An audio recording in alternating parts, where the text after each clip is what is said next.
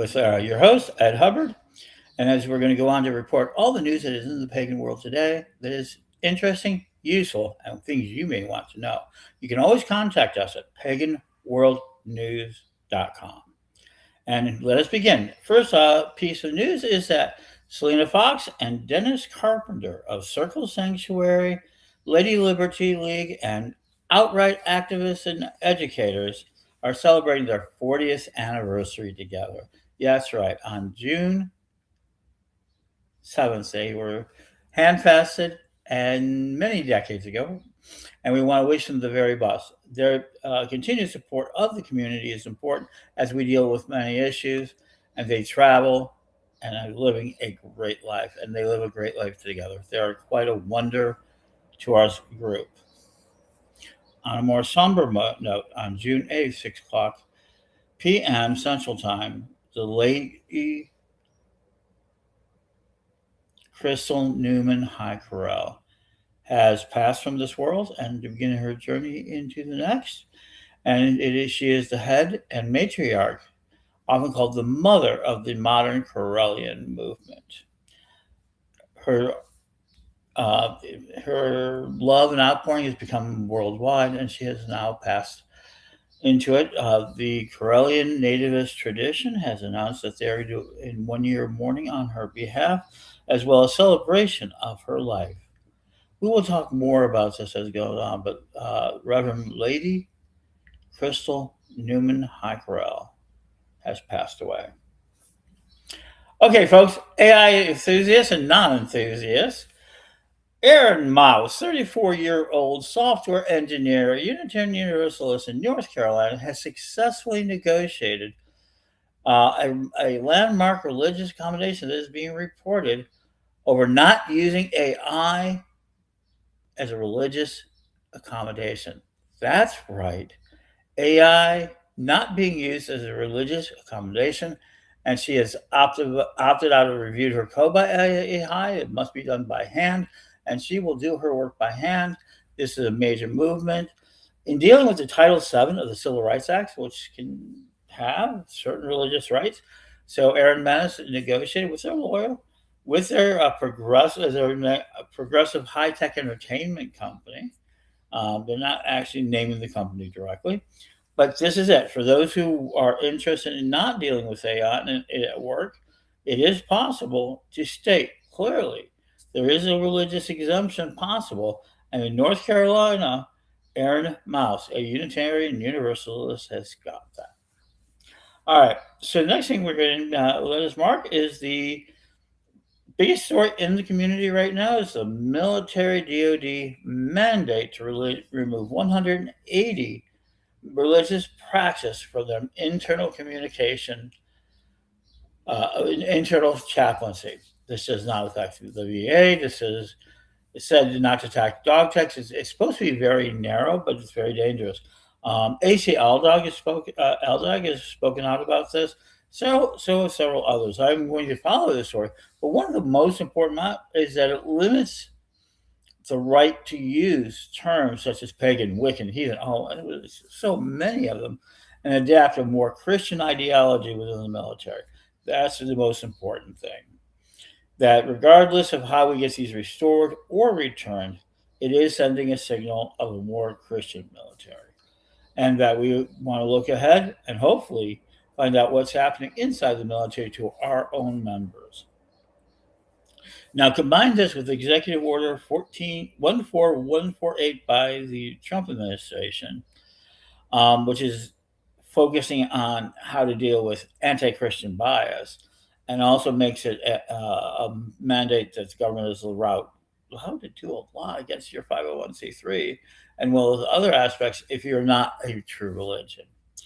And then 14202 made on order February 6, 2025, which is that there shall be no anti-Christian bias in the federal government. That's right. And it's about that and developing much more lines. So we're seeing a Christian alignment, but the important about the military is that it is a place that a lot of pagans serve and do so. We'll be getting more news on this as we can. So here we go. And so also watch for, and I want you to help us with, what should we be reporting on? We need more reporters, we need more helpers, and we need more people to join us. PaganWorldNews.com is where you can find out for more information and more about this alliance as it forms. So we're going to go on to Mary Hawk, which is going to talk about the THC ban in Tennessee and how it affects our community. Um, so I hand it over to you, Mary.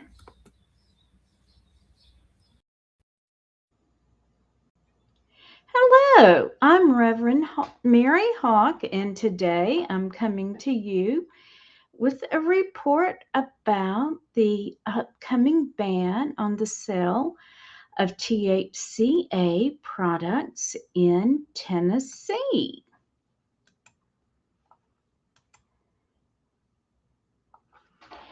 So, why is the General Assembly in Tennessee putting small business out of business and significantly decreasing our tax revenue? So, we've been able to legally purchase THCA products since 2024. State lawmakers initially sought outright bans on unregulated hemp derived products, but this failed due to the industry's significant economic impact. In 2024, the Tennessee Department of Agriculture attempted to close the THCA loophole via a rule change, but the hemp industry successfully blocked this in court. In 2025, the Tennessee General Assembly passed House Bill 1376 in May. It was sponsored by Representative William Lamberth and Senator Richard Briggs. It redefined cannabinoids and set a strict limit of 0.3% of total THC, which includes theoretical THC derived from THCA. Regulatory transfer in 2025, the 2025 legislation stripped the Tennessee Department of Agriculture of its regulatory power over hemp-derived cannabinoids and transferred enforcement to the Tennessee Alcoholic Beverage Commission. The implementation period in 2026. The THCA ban and the new TABC regulations were initially set to take effect on January 1st, 2026. Lawmakers later granted a last-minute compromise for legacy licensees, allowing them to sell existing products until July 1st, 2026.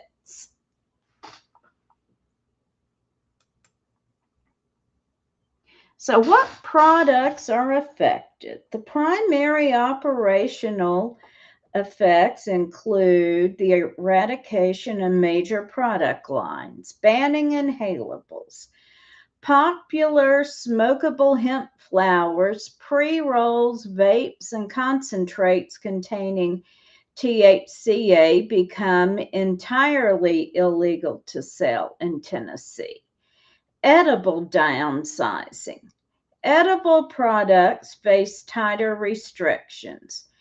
The state has slashed the maximum allowable limits to 15 milligrams of THC per serving and 250 milligrams per package. So, how is this going to affect businesses? The looming THCA ban and regulatory overhaul will devastate many local hemp businesses, with industry experts predicting it could serve as a death blow for independent shops, because THC products currently account for roughly 75% of all hemp-derived sales in Tennessee. The financial impact starting July 1st, 2026 will force widespread storefront closures and a drastic restructuring of the remaining market.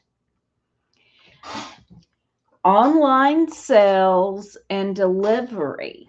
E-commerce is eliminated. All remaining legal hemp purchases must be conducted as in-person transactions. Shipping or delivering products to consumers within the state is completely forbidden. Store closures and market lockouts. Grocery stores, convenience stores, and gas stations are completely barred from selling any hemp-derived cannabinoid products.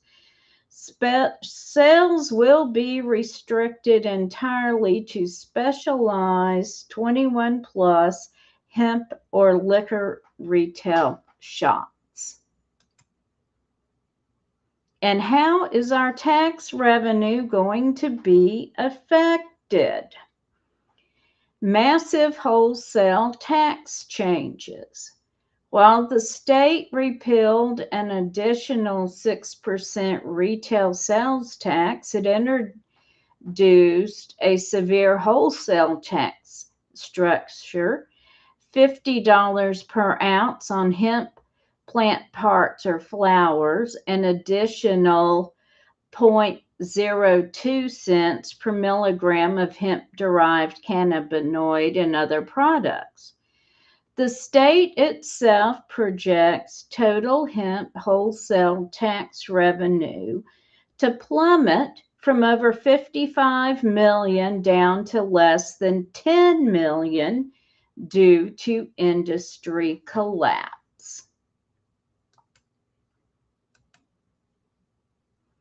So, we've had a thriving hemp industry in Tennessee for about 4 years now. We have small businesses based on it. We've had increased tax revenue on it. And suddenly it's going to be illegal. Small businesses are going to go out of business. People are going to lose their jobs. And the state is set to lose about $45 million in tax revenue. All because we have a group of people in our General Assembly who have an issue with anything that says THC. And this does not reflect the majority of what most Tennesseans think. So, this is once more the far right at work, following their own agenda and not what the will of the people is. So, this is Reverend Mary Hawk reporting for Pagan Nightly News. Rev Don's Book of Astrology. Everything you always wanted to know about the stars in one book. Get your copy today at Correllian Publishing. Hello, this is Reverend Don Lewis, and this is my corner of Pagan Nightly News, where I will give you my editorial opinions on news stories and other subjects of interest to our community, as well as my personal thoughts. And today is my 63rd birthday. And originally I was going to talk about that today. and how, as we get older, our birthdays become times for reflections on the things we've done and the people we have known, and what we learn from that and what I have learned from that. However, if you're part of the Correllian community, you will know that on Sunday night of this week, my cousin Krystel joined the ancestors. And if you have followed my life, you'll know that this was not only my cousin and more of a sister than a cousin, but also my primary teacher.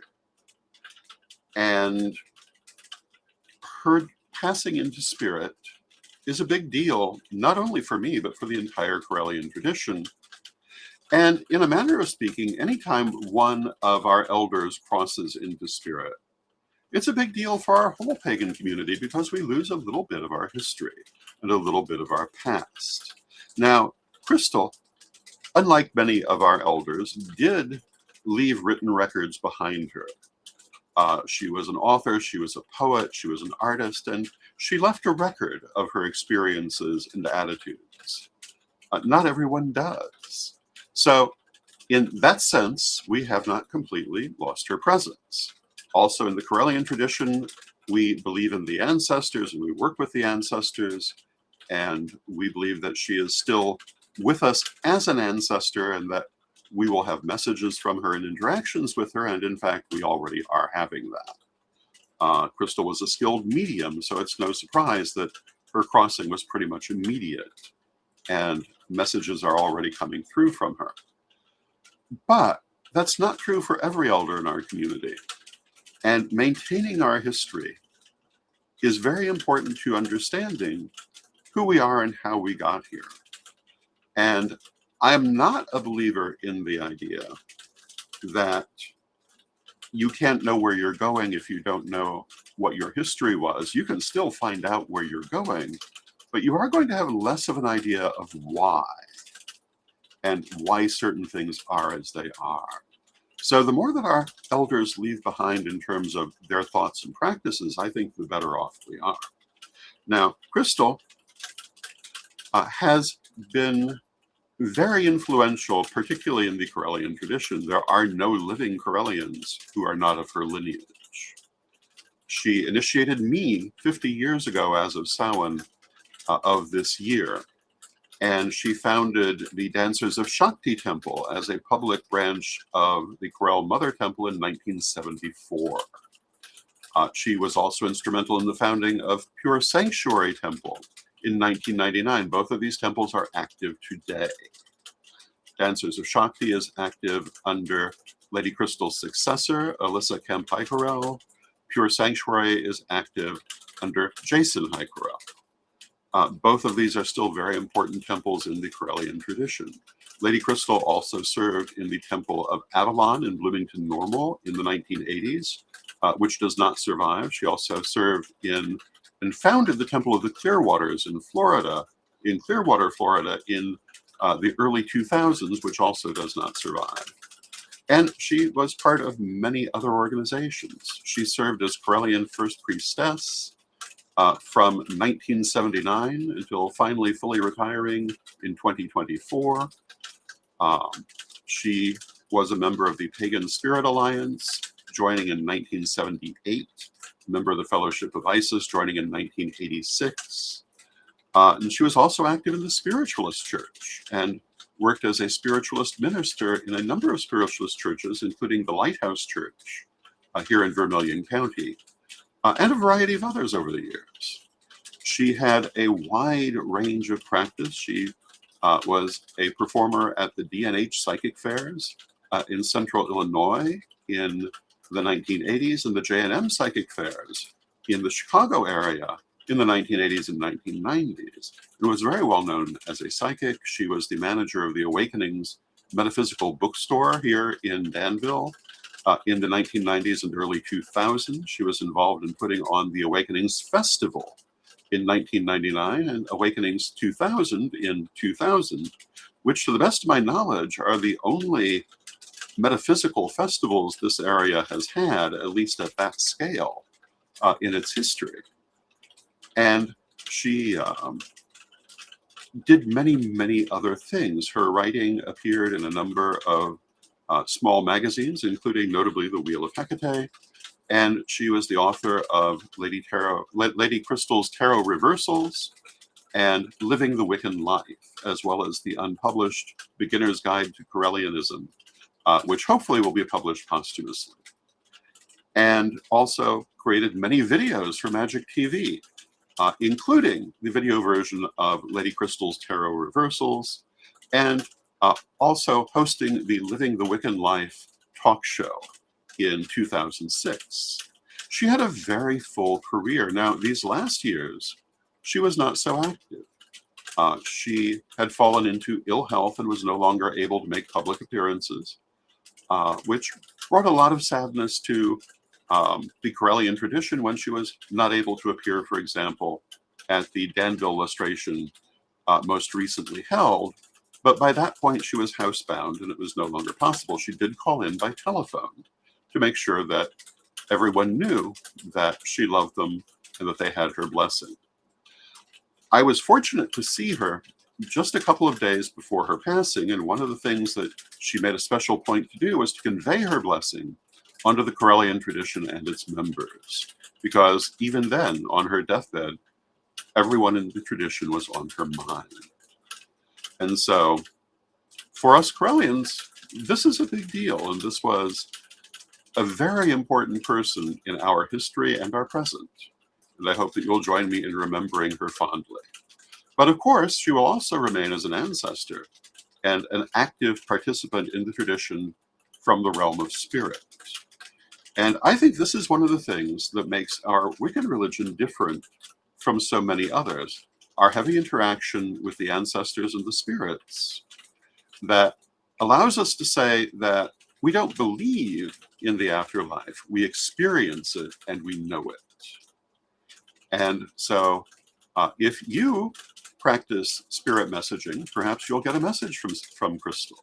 Many of us already are, and certainly we expect her to remain as prominent in the court of the ancestors as she was in life. And so with that, I thank you, and I'll be back with more interesting things to say, hopefully interesting things to say, in our next installment. And until then, may you blessed be.